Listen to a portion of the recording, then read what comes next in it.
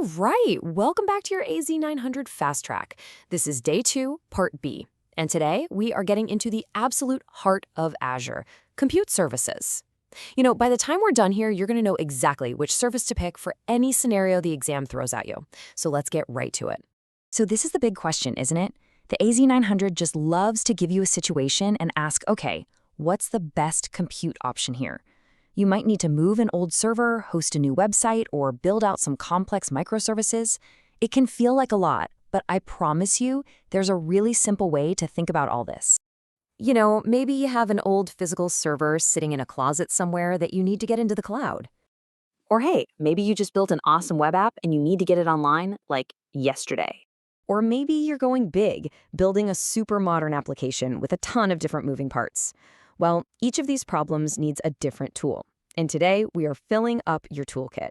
Let's start with a foundation, the tool that gives you the absolute most power and control, the good old virtual machine or VM. A VM is pretty much what it sounds like. It's a whole computer, but virtual, living in the cloud. The best analogy?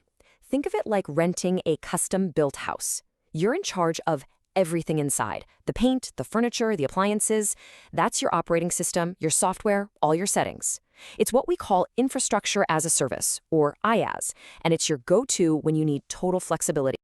So when do you pull this tool out of the bag? Well, it's perfect for testing new setups, running some really specific custom software, or maybe just extending your own office data center.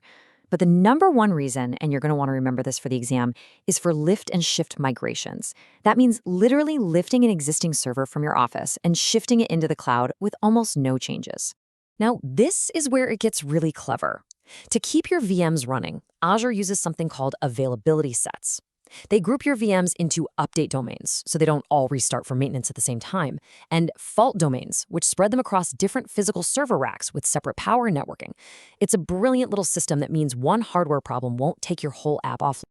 Okay, listen up. This is a big one. Exam watch. If you're in the test and you see the phrase total control over the OS, or legacy software, or especially lift and shift, your brain needs to immediately light up and shout virtual machines. That's the keyword connection they are absolutely testing you on. Okay, tool number 2. If VMs are those custom-built houses, then containers are like modern, efficient, fully furnished apartments for your apps. Containers are a real game changer. They let you bundle up your application and everything it needs to run into one tidy little package. So, instead of needing a whole operating system for every single app, you can run tons of these isolated containers on just one machine. It's just like renting apartments in a big building. You don't worry about the building's plumbing or wiring, you just use your own self-contained space. Now, Azure gives you 3 main ways to run these containers. First, there's Azure Container Instances, or ACI. That's for running one single simple container. Super fast, super easy. Then you have Azure Kubernetes Service, or AKS. This is the powerhouse. It's for managing a whole fleet of containers. We call that orchestration. And finally, there's Container Apps, which is kind of the sweet spot in between. Perfect for microservices that need to scale up and down, but without all the complexity of Kubernetes. And here is your next exam alert. They will 100% try to trip you up on ACI versus AKS. So burn this into your brain. ACI is for a single container. Think instance is for an instance. AKS is for orchestration, managing many containers at a huge scale. Think Kubernetes is for a collection of containers. All right, next tool in the box. This one is for when you don't even want to think about servers or containers. Welcome to the world of serverless, and our tool here is Azure Functions. The whole serverless idea is just awesome. It doesn't mean there are no servers, of course. It just means you don't have to manage them at all. An Azure function just runs your code whenever something happens. We call that a trigger. The best way to think about it is like an automatic light switch in a closet. It only turns on and uses power when it detects motion, and you only pay for those few seconds of light. This makes functions perfect for these short, little reactive jobs. Things like resizing an image the second it gets uploaded, or running a cleanup script every night at midnight, or processing a quick message from another service.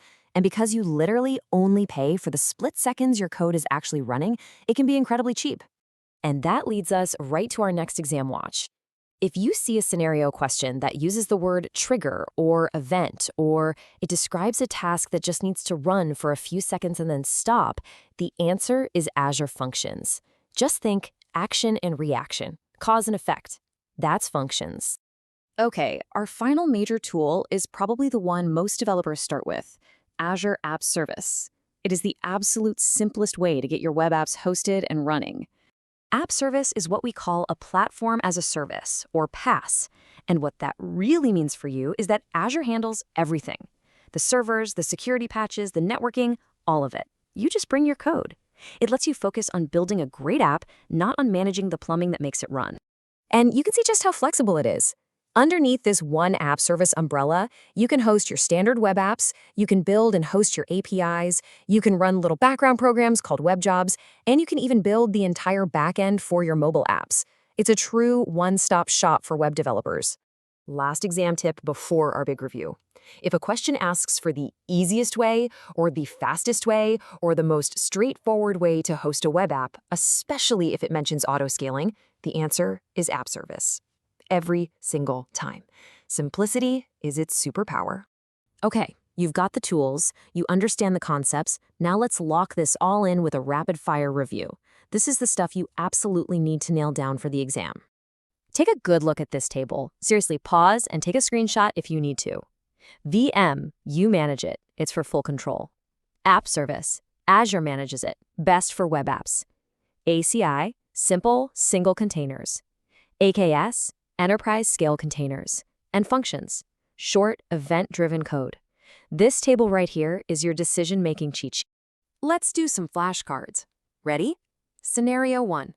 Lift and shift on-prem servers. Need full OS access. What is it? That's right, Azure Virtual Machines. Flashcard 2. Host a web app, you don't want to manage servers, and you need auto-scaling. That's an easy one, Azure App Service. Okay, flashcard 3. Process data only when it arrives, an event-driven task. That sounds like a job for Azure Functions. And last one, flashcard 4. You have a huge microservices application and you need orchestration to manage it all. That is the textbook use case for Azure Kubernetes Service, AKS. And there you have it, the 4 essential toolkits for Azure Compute. You're not just guessing anymore. Now you're thinking like a real cloud architect. You have the framework, you have the knowledge, you are ready to tackle any compute question that exam throws at you. Now go ace it.